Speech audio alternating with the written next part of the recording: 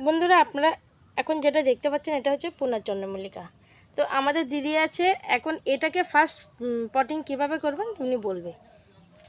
দিদি এটাকে এই যে গাছটাকে এই ছোট গাছগুলো মাটি চেলে নিতে হবে, নিয়ে এটা সার মেখে আছে, দিয়ে গাছ দিয়ে টপে দিয়ে বসে দিয়ে এটাও তাই একই সেল।